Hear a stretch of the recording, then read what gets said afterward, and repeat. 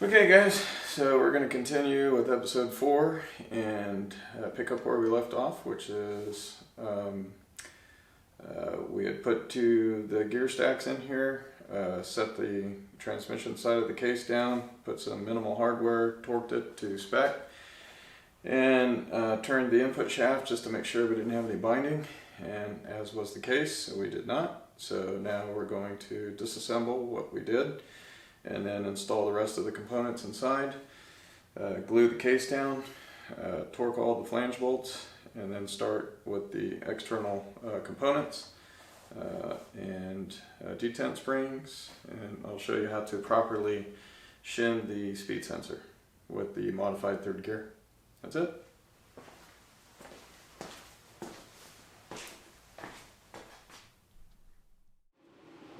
So after tightening the few flange bolts that we have down to the manufacturer's required torque, we're going to flip this thing over on its side the way it's installed, and we're going to check for the main shaft end binding.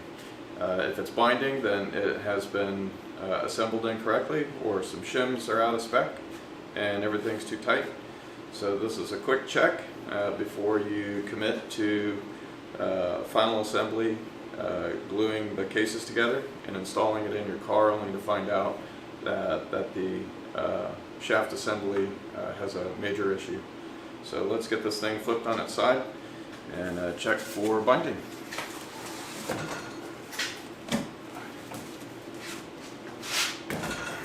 There we go.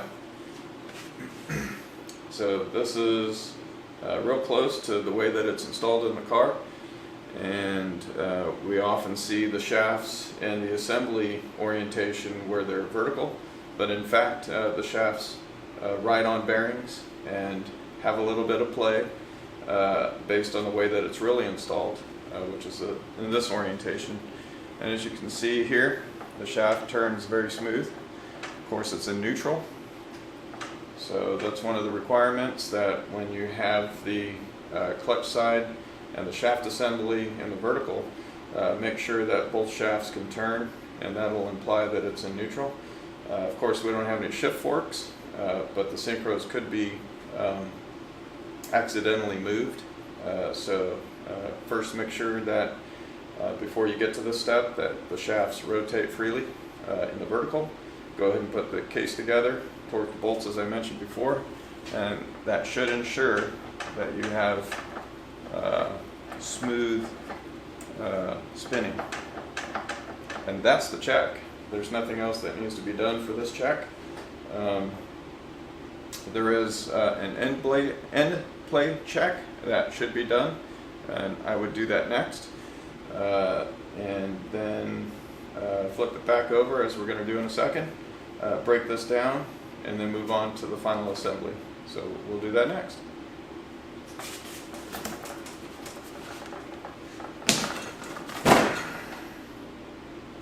Alright, moving on.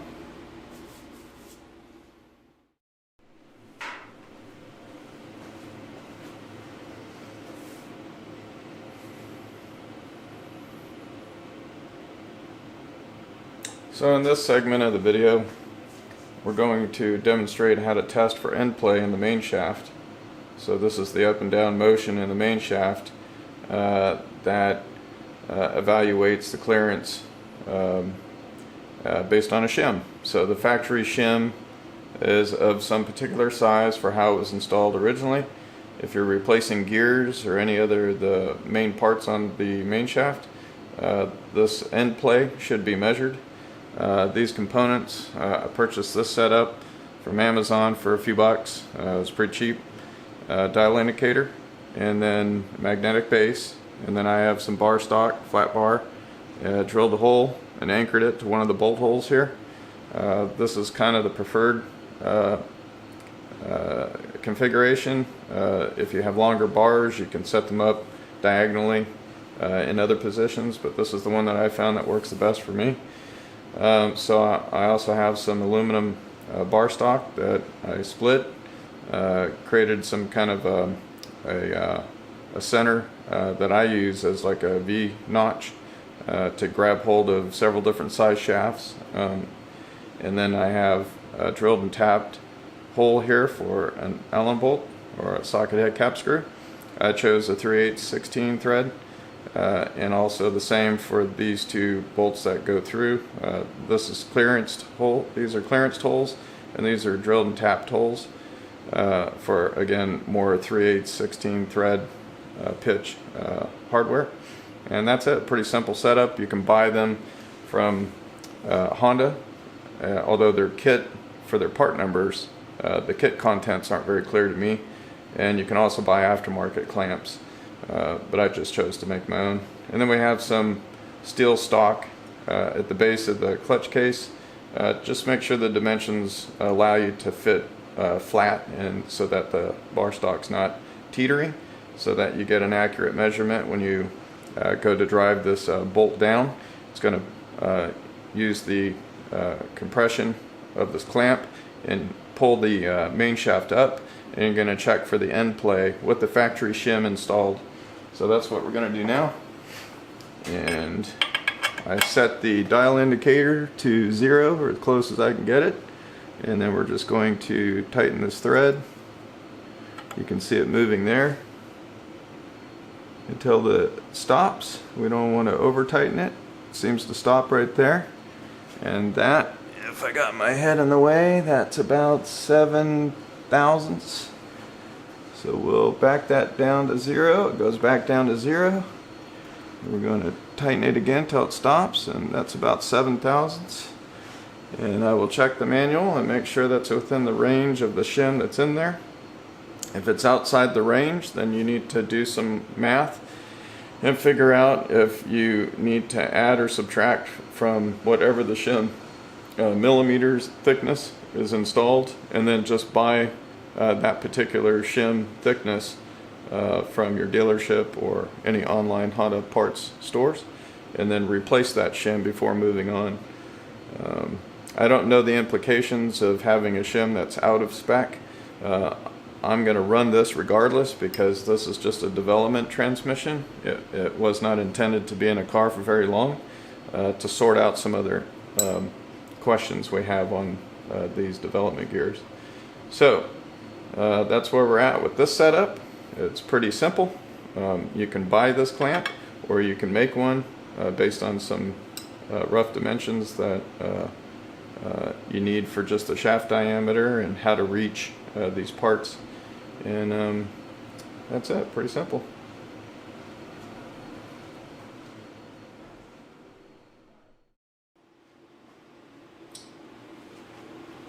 Okay, we can do this in a couple different stages. I can spread the snap ring at the top and let this counter shaft drop, which it did a little bit. Then we can take our flange bolts out.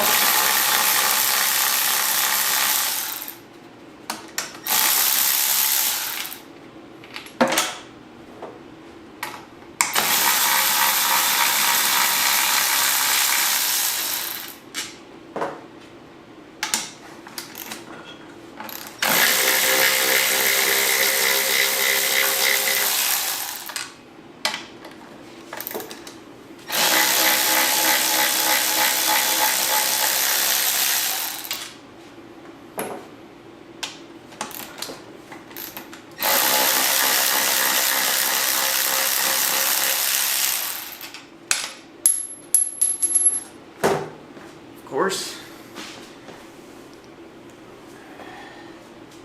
gotta drop some hardware, and this case is not glued, so it should just come right out unless I missed a bolt here.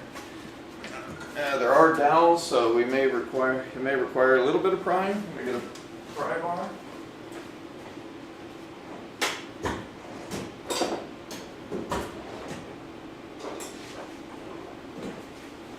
Go. Yeah, just a little bit of prying is all that it needs. There we go.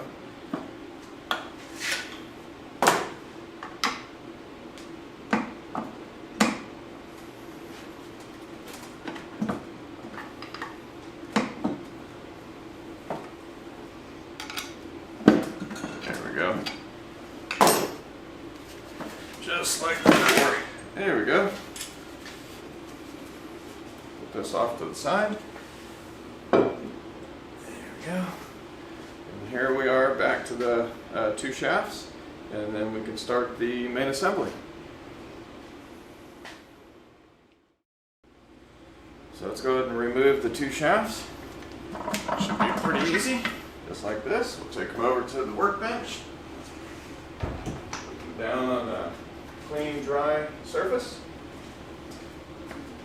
And then the next step would be to remove any excess glue, gasket, liquid gasket, and condition both flange faces. So let's start that. Okay, here we are. We have the gasket material removed from the flange surface on both the case halves, and now we're going to go ahead and start putting the internal assembly back together, starting with the two shafts and the three shift forks. The fourth shift fork for the reverse gear synchro does not need to be installed until after, so just to ease the complexity, we're going to set up the three shift forks on the two gear stacks and get it kind of organized, and then try to figure out how to get it all in here so it lines up and drops in. So let's do that real quick. So let's see here. Shift forks. So that's the main shaft.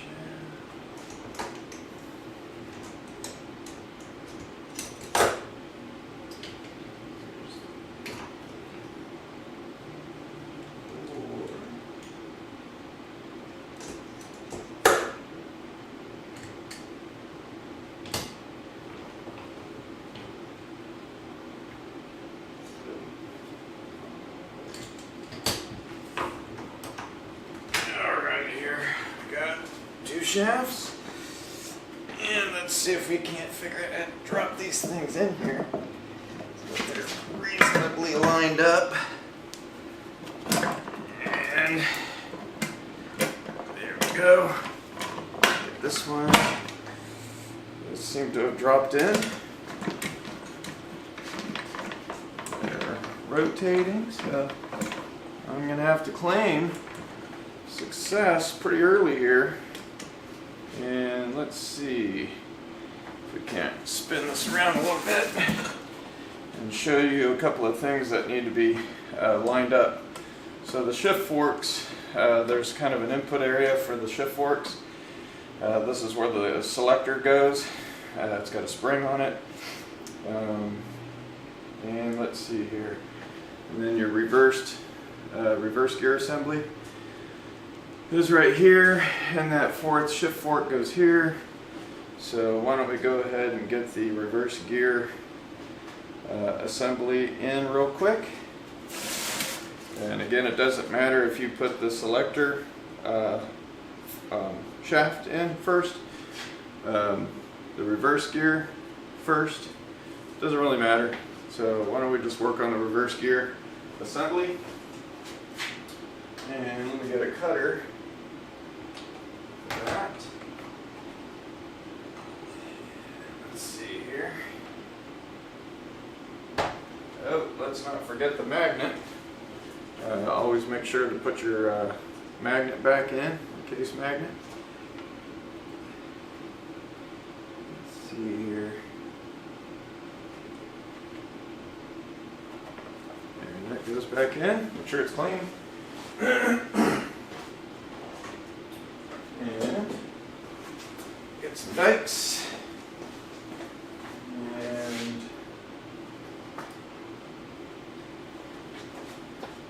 here is the reverse gear assembly and the shift fork for that. So what I chose to do early on is run a zip tie through this assembly. Just because the transmission was clean and I didn't have to take it all apart to clean it all, and it just saves some steps.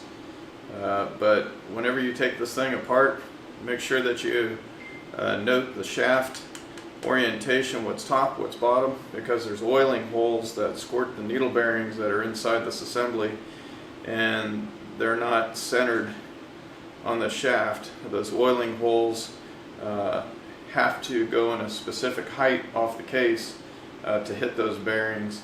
If you get that shaft upside down, you might not have proper oiling of the bearings. So just take note. You can also figure it out by the height of the bearing off of the case surface, and then match that up to where the oiling holes are as installed. But the simplest way is just to take it all apart in one assembly, and then zip tie it, and you never have to worry about it again. Little trick. And for this, the shift fork has to go in at the same time, and you could take this off to kind of help and push the shaft up a little bit to get some clearance.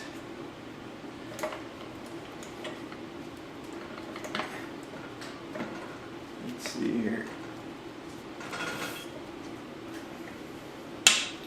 Might just come around the other side. So you can always tell which way the shift fork goes because the detents, the grooves are up, and the shaft is smooth when it goes back in the hole here. And then what we'll do is put this back on, and there's a threaded hole right here that lines up with a little indicator on the case. So when you go to reinstall this, make sure it's oriented. And now we're just going to slide this around a little bit until the shaft drops in the hole.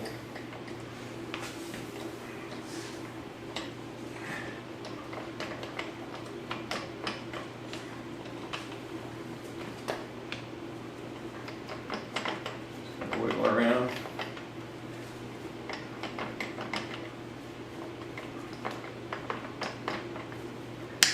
There it goes. Now the shaft's seated properly. There's no play side to side. And let's make sure, looks like we're in gear. Oh, darn. Didn't get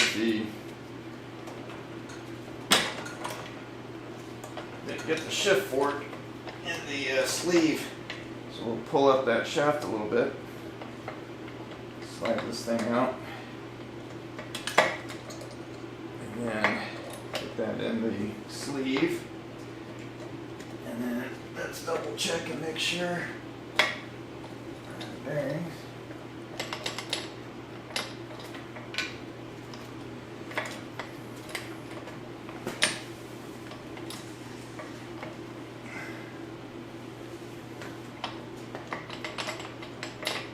There we go. There. See, now we're in neutral. And we'll put this back where it's supposed to be, lined up. There we go. Took a little longer than I thought, but that's the way it goes sometimes. So now we have the shift selector here. And we have this assembly here with the spring that goes on the bottom. Let's take some closer look at this spring, the way that it's set up on this tang. To get the spring on, generally you just twist the spring arms until they're spread and under tension, and then you slide this onto and over this tang, and that keeps that spring tension taut or tight. And then you can keep a little bit of shaft exposed here. You can push it up or down. And then there's a pin. There's no real orientation to this pin as it goes into the case, but it slips in right here, and you can put that in afterwards to keep this spring from spinning around. And so all we do now is where this slot, where these three slots line up. Now let me get the other shift fork in here real quick too, before I get too ahead of myself.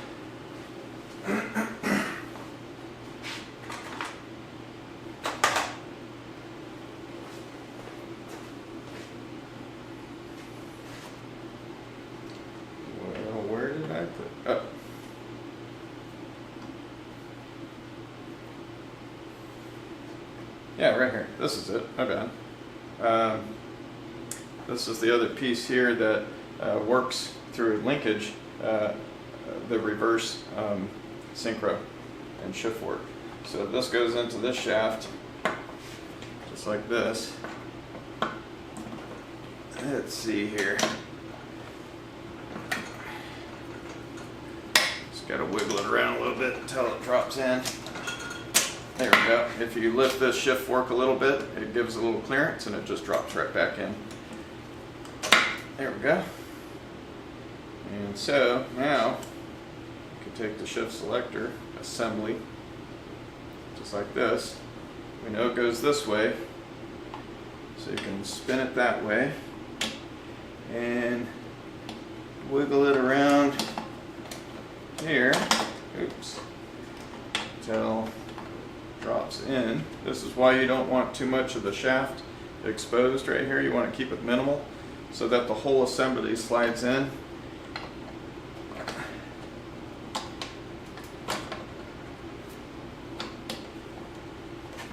You might have to move these shift forks up and down a little bit to get them lined up. That's okay. Once they're all lined up, this will just drop right in like that.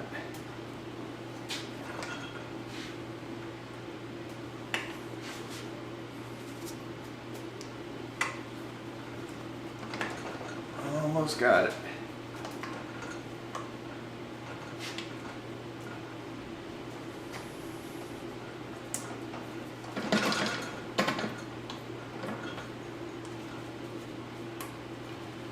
We'll push this pin in now. Make sure that pin goes in all the way. So you push against the spring, push it in. The other case will come and hold these, the tops, the transmission side of the case. Well, actually, it has recesses for each of the tops of these points here, over here as well, to keep them all stable and smooth. So that should be in. A little bit of that will stick out as it's picked up by the other case. And everything seems to be in good order. Make sure you're in neutral. If you're not in neutral, we need to be in neutral. And that's just due to the reverse gear, it looks like. There we go. So it's all spinning now if I held that shift fork up. So now we can go pick up the reverse shifter and find the 2 bolts to make this work. So we have this part. So it goes in this way. This part right here is picked up by the shift fork, and this part right here captures the end of that shift fork. And then these holes right here. And so there we go.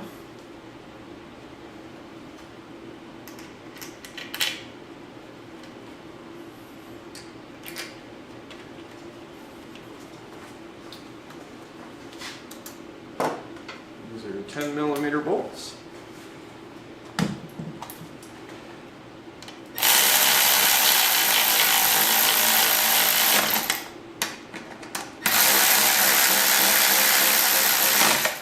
And these are 11 foot-pounds for the torque.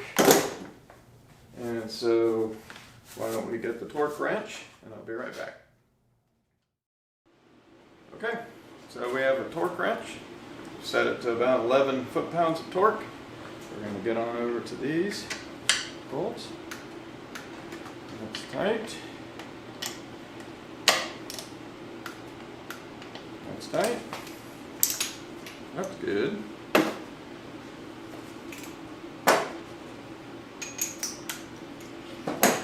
So let's make sure we have everything inside this. So we've got the reverse shift link torqued. We have pins and shafts located and installed. Oops, I had to go down a hair.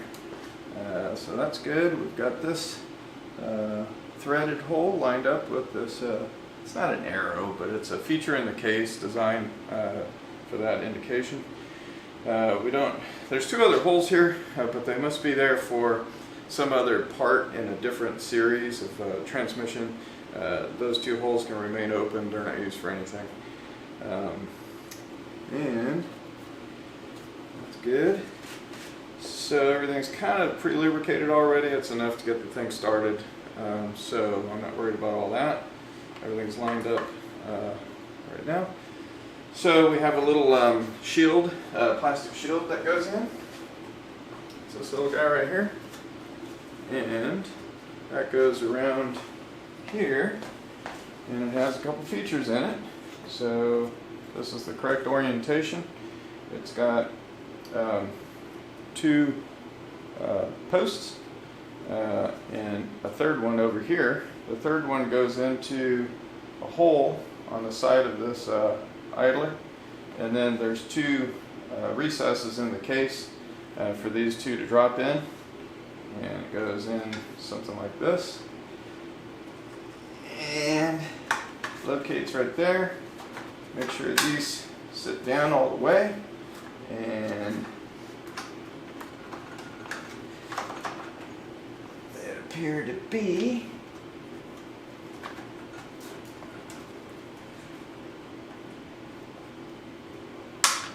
there. We go. Again, they'll sit down all the way, and that third one sticks in a hole here and kind of keeps that hole lined up right here. So we're set and ready to go in terms of putting the transmission case on. So now what I'm going to do is just take some brake cleaner and clean these flange surfaces real good and keep them real dry so that we have good adhesion with the Honda Bond gasket maker, silicone. And that's it.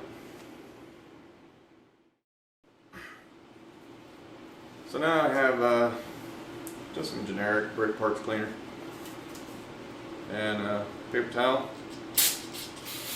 You can use microfiber cloth if you want to. The goal here is just to get the oil film off. If you did the removal of the old silicone gasket well enough, then you won't have to use this rag for that purpose. It's really just to degrease. You can see there's a little bit of grease on there from the transmission oil. Another tip: make sure that the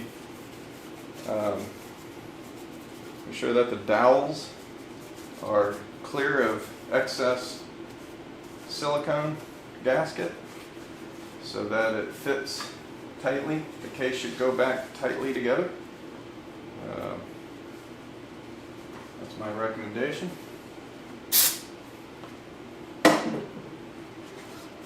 Transmission case. Again, make sure the dowels, there's a dowel here that's loose. That's okay. Take advantage of that and clear off any excess silicone. Put that dowel back in.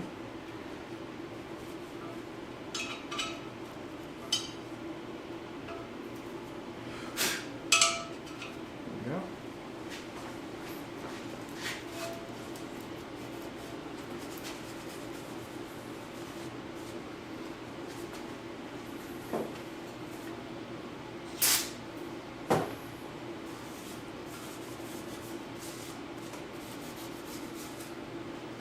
go. One of the things that you guys might notice on these cast aluminum cases is you'll see occasionally what looks like cracks and things, and that's just some imperfections in the casting finish, and they're not on machine surfaces. You'll see them kind of throughout. I wouldn't worry about it too much. I think that some of the cracks that you might encounter if you have significant damage, like multiple gears failing, is that there might be some cracks where the stress points are for holding these shafts and such. If you see cracks like that, or significant cracks, and I don't know how to explain that necessarily, maybe cracks that, or imperfections that look like they're on both sides of the case, that could actually be a fracture in the case. And there may be some die kits out there that you could do some die penetrant checks to make sure that it doesn't go all the way through. And so that is not the case for me in this transmission. These are just slight surface imperfections, and certainly if you see any kind of crack in a machine surface, I would be suspicious of high stress damage in the case, and you might want to get that interrogated. Okay, so that's it for this part, and the next part is gluing it together. So I have a new tool for helping me with that, so let's see how that works. So there's nothing too elaborate or difficult about applying silicone to the surface here. You only need to put it on one surface. We clean both, but you only need to put it on one surface, and it's easier to do it on the clutch case here. You want to stay to the inside of all the bolt holes. You can go around the bolt holes if you want, but the inside of the bolt holes towards the wetted surface is all you really need. And a thin coating, but a consistent coating all the way around. You don't want too much thickness on the silicone, or some of it could squeeze in. If it squeezes in, most of it just curls up on the inside and then hangs there. If it's too much, though, it could fall off and work its way through the gearing, although it's probably not going to hurt anything. If it breaks down, it could plug some of the small oiling holes in the shafts, and that's not necessarily a good thing. So just a thin coat, but enough so that it can squish a little bit and create a good seal, so you don't have a leak later on that's a problem. So this is a little tool that I picked up on Amazon. Again, I'm not sponsored by Amazon or anything. The Tube Grip, Valco, Cincinnati, something or other. I've never used it before, but I'm tired of trying to squeeze this with my digits. It gets tiring after a while, especially if the tube is cold. I seem to pile up all my projects at the winter time, and so I don't know why that is, but everything's cold. Started out at 38 degrees Fahrenheit this morning, so I got a heater on, and it's quite comfortable. So now, if you just squeeze a little bit, get some on your finger, and just start going around and applying it. I think with the finger you can kind of feel how thick everything's going on. The stuff's pretty thick. Again, just a thin film targeting the inside of the case. And this stuff takes a little while to cure, so you have time, don't feel rushed. Just do a good job. When you get around these dowel pins, do your best to apply it as evenly as you can. Again, you don't have to go around the dowel pin. Just make sure you got plenty. I don't think I need to film this entire time, so I'll probably stop filming. And then when we're done, pick back up. If that's alright with you guys.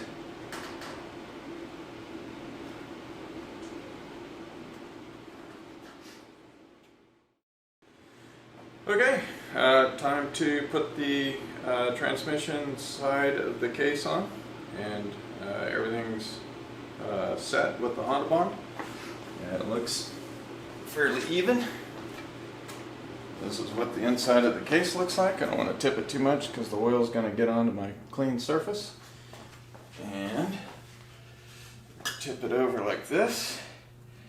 Bring it down. You have to line some stuff up. So once you get it all lined up, it should feel pretty good.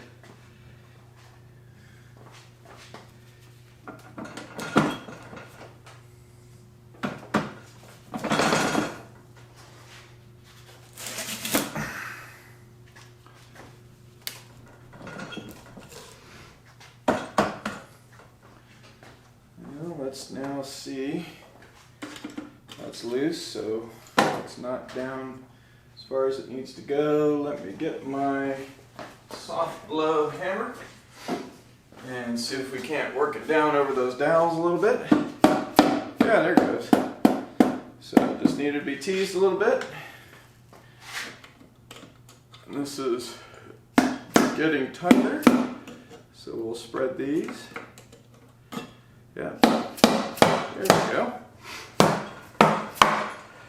And if you have to force it, then something's not right. And we didn't have to force that at all. We've got the snap ring spread, but the counter shaft won't come up for that snap ring to get into the groove. If I may have mentioned it before, but we have to tip the transmission on its side and then kind of angle it down a little bit and then wrap the side of the case and get this thing to fall into the ring, and then we'll verify that the snap ring is indeed in the groove of that countershaft bearing. So let's get a few bolts in this thing and get it cinched down enough that we can do that quick check. So got some short bolts is all we need just to hold it in place. There's a few bolts that you don't want in. Let's see, you want all the bolts in, and I'll talk about this in just a second, but you want some bolts in where other components are going to fit onto this thing. You don't want to wait to put some of those bolts in until later, because you won't be able to get the length of the bolt in to the hole. Knocking the tips of the silicone off. And that should probably be enough to get things started.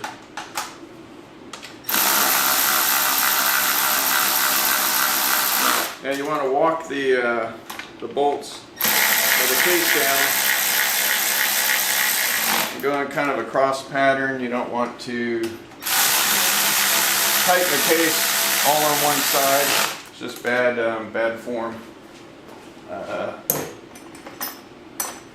So there are a couple bolts that are longer.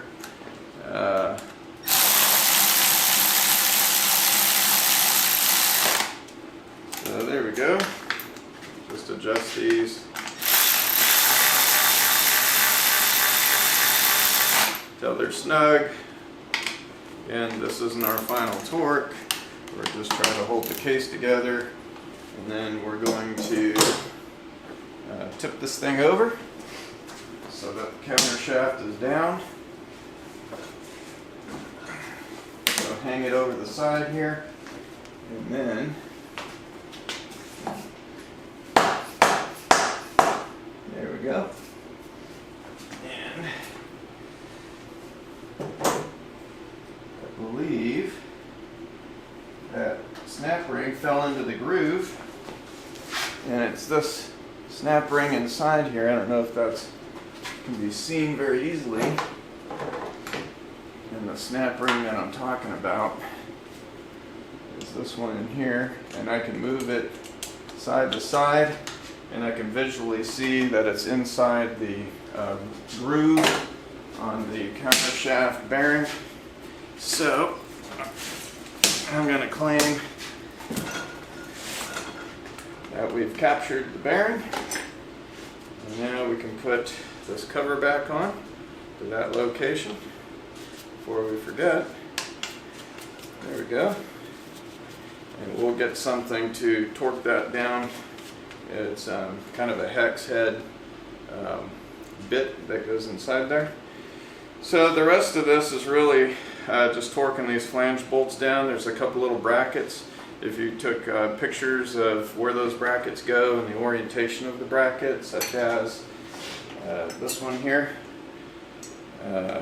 and this one here, if you've marked where those go, then go ahead and install them. I often have to refer back to some pictures because honestly I forgot where they go to. So that's what I'm going to do in the next few minutes, is just put these flange bolts in. and these brackets, and then I'll come back and we'll talk a little bit more about the shifter selector assembly and glue that down, and then start working on some detent springs and sensors, and then we'll go over any kind of final torquing, and that will pretty much complete this assembly. So I'll see you in just a minute.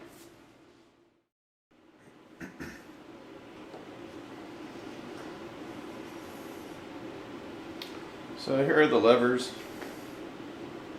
that your shifter cables connect to. Here's the reverse lockout solenoid. Here's what it looks like inside. You can see some ridges here, some ridges here. This is where the detent balls and the detent springs, and you guys probably have heard of the hybrid racing detent spring modification. They're just a little stiffer spring rates so that you can get some clicks, hold the gear in place a little bit firmer. I've used them on another transmission. I can't tell the difference, but I have acuity modifications, and with the acuity shifter mods, you can't feel these. At least I can't. So is it a waste of money for the detent springs? Probably not. If you're on a stock shifter, they're probably worth it. If you have some gears popping out a little bit, or too easy that they come out of gear, maybe you can do the two mods, but the two springs, but I don't think they're worth it. Anyhow, so we're just gonna put this on. There's some dowel pins here, so they help locate this thing. On that shift selector shaft, there's a slot right here, kind of hard to see, and then there's one up here. That means that in this orientation, this has to be, let's see here,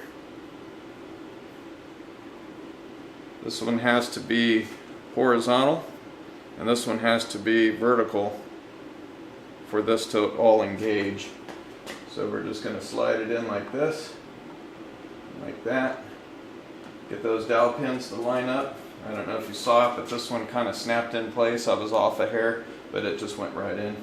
And then we'll just push that together. The dowels and the silicone will hold it together.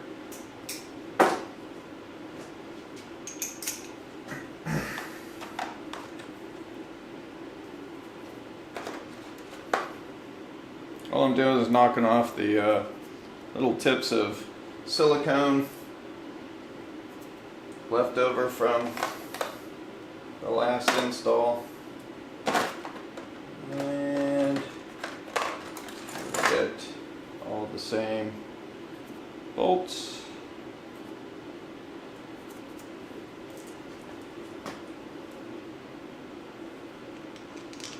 When we're talking about order of operations, when I was speaking about putting in these flange bolts before you put some of the other accessories on, this is one case where the bolt behind this lever doesn't have enough clearance, so put it in afterwards. So all your flange bolts need to be put together and torqued down, which I've done already, and then you can put this lever assembly on.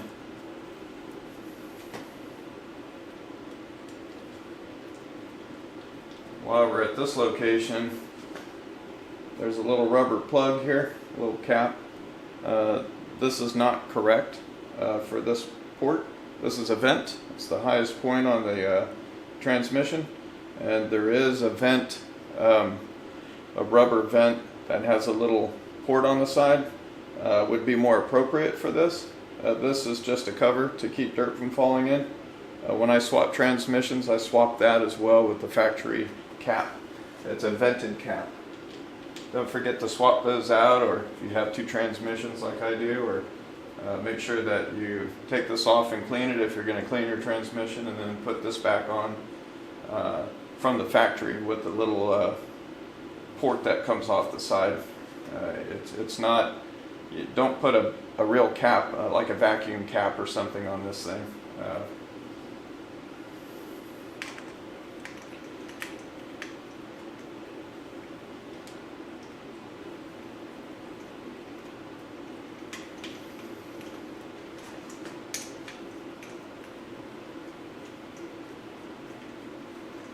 if you are doing the detent spring upgrades, there's one that goes to the top here.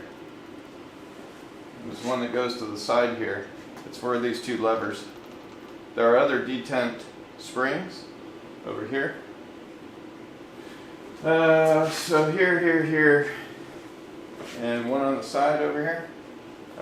Those do not get modified.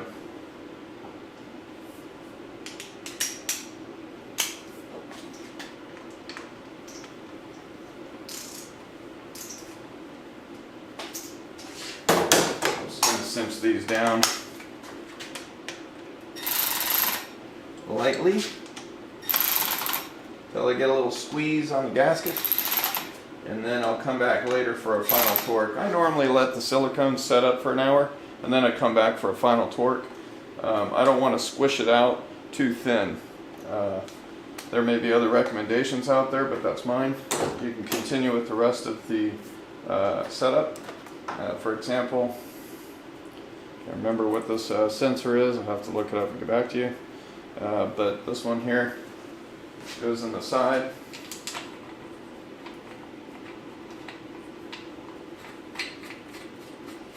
When you're putting your detent springs in, don't put them in until you get the rest of the sensors and you get this lever assembly back in. You don't ever want to make the mistake of putting a steel ball in a hole that doesn't have anything behind it yet. So mostly that comes from this and having the case on. The rest of the sensors shouldn't matter. We'll get to the speed sensor in just a minute. Oh, and then there is the matter of the speed sensor. So here's the factory. Let's see here. We're not getting into the speed sensor yet. We have to talk about the bolt that retains that idler on the reverse shaft, gear shaft. And this is the bolt right here, and it's got a little aluminum washer as a aluminum gasket.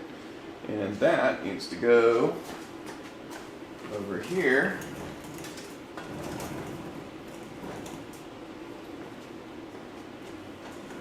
See if all this can be seen. That goes right here, and if it threads in, you know that that part's still aligned, which it is. And if it doesn't thread in, just stick a small screwdriver in there with a little flashlight and line that hole up a little bit more, and then put this in. And that should be 10 or 12, that's 12.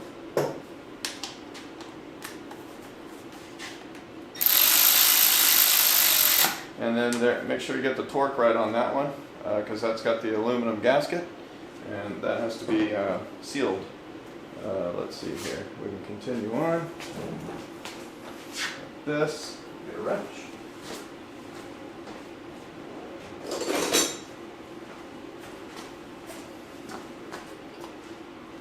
Over here. So just tight. Give it a nice little bang.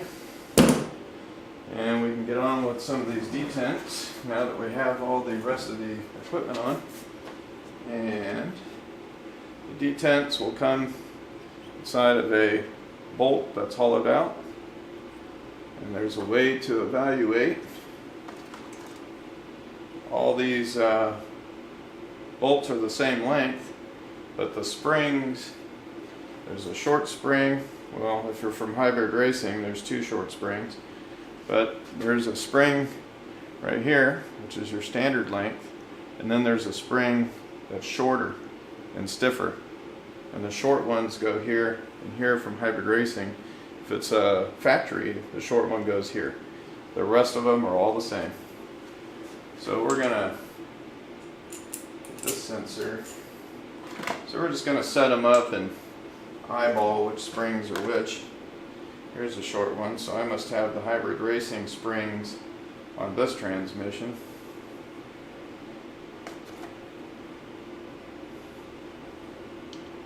Long one.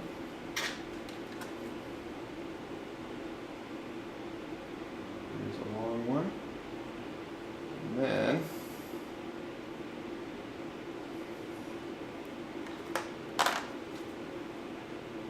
rest of them. So that's soft.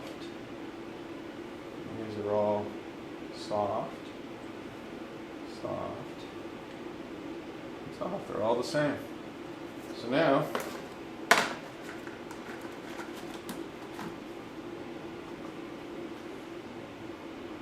we have the little steel balls, and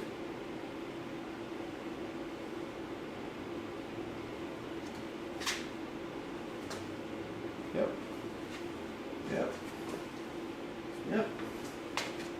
We can just push them in, and we know that that's a standard length. This one's a standard length. When I was talking about the shafts for the shift forks being captured, these are the points where those are captured. Right? There's some of them that protrude and you can see them.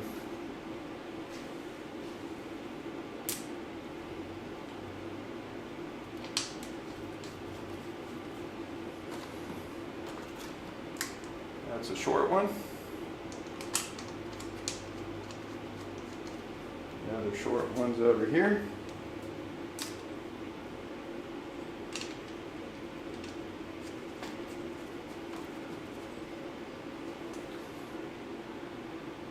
We got a long one over here.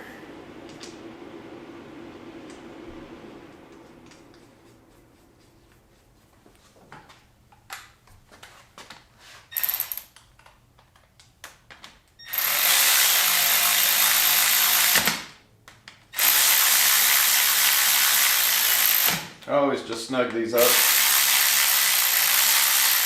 I don't ever think about a torque for them. We're not holding anything together.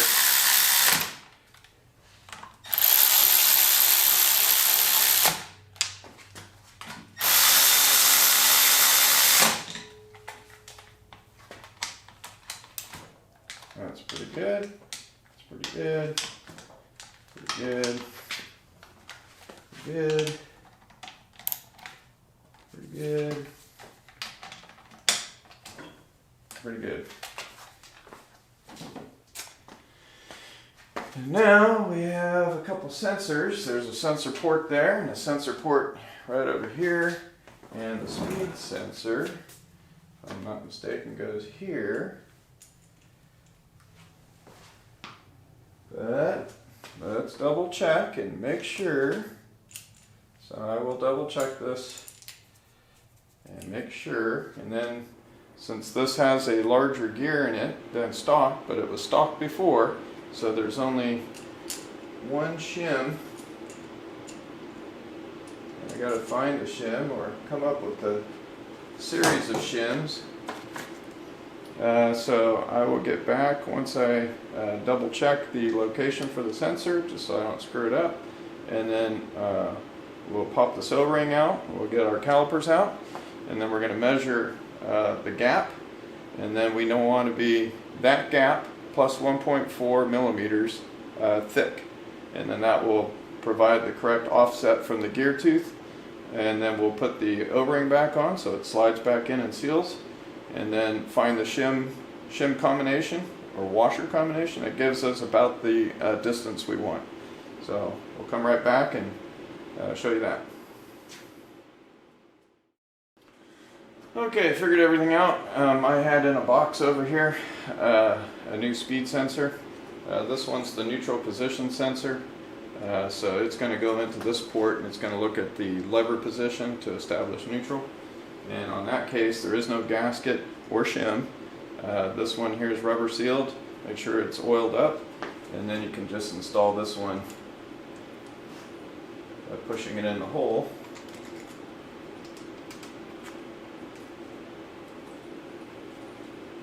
There.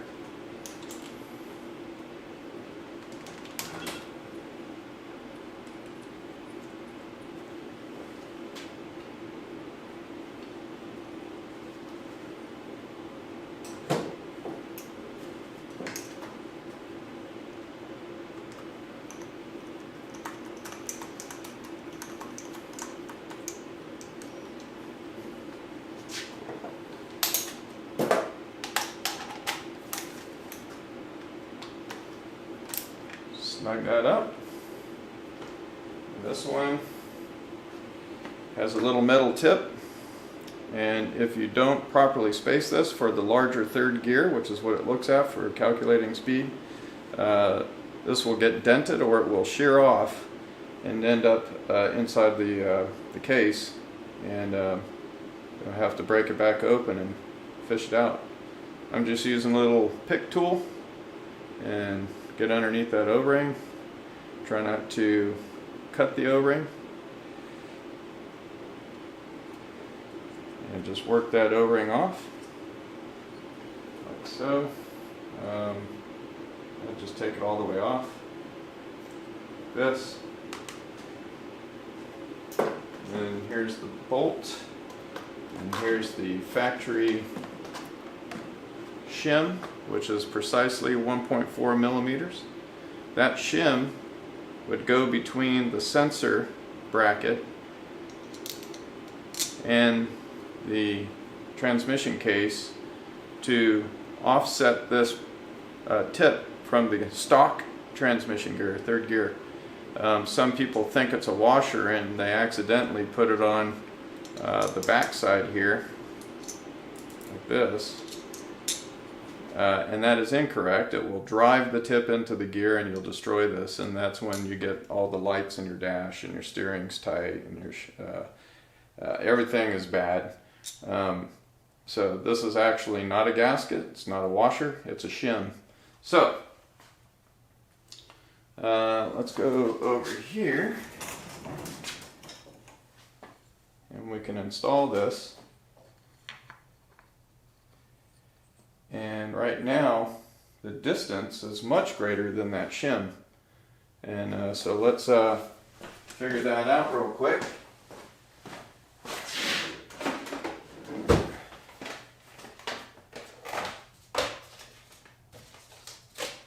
Using some calipers, and we can go by inches if you like all the decimal places, or we can go by millimeters. And let's see what we have right now.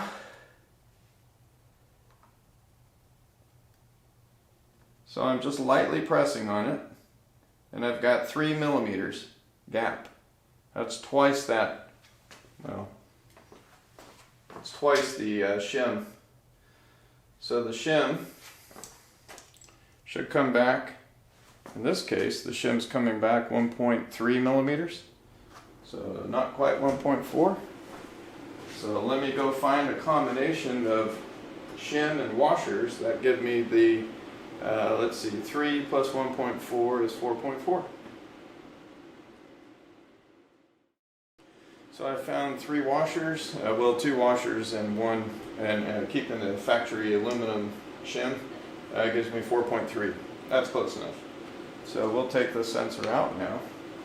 We'll put this O-ring on. I've got a little bit of transmission oil in my fingers, so I'm going to lubricate that O-ring before putting it back on. And just roll that on like that. And then we're going to take this bolt and put a stack up of washers on this side of the bolt, or the bracket, and we're going to load this in. And this time we're not going to have a problem.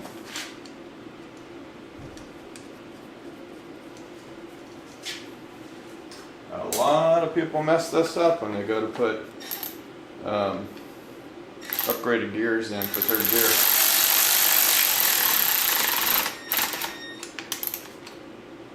That's it. Just snug.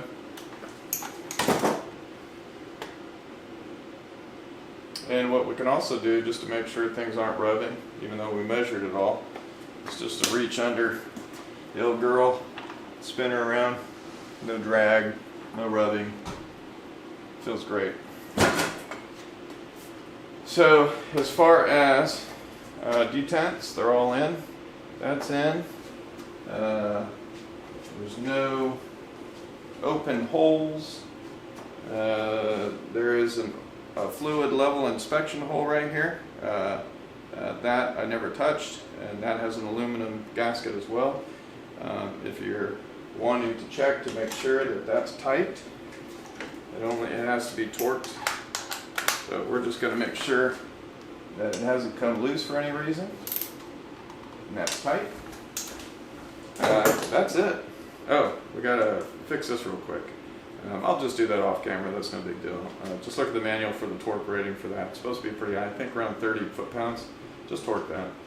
That's it, this thing's ready to go, ready to install, other than putting oil in it. And always make sure you have a new aluminum gasket, for the drain hole. That's always important. I'll check this one real quick. Usually I normally put that in pretty early on, but I'll double check to make sure that's new. I have others here, spares. We're good to go otherwise. Okay.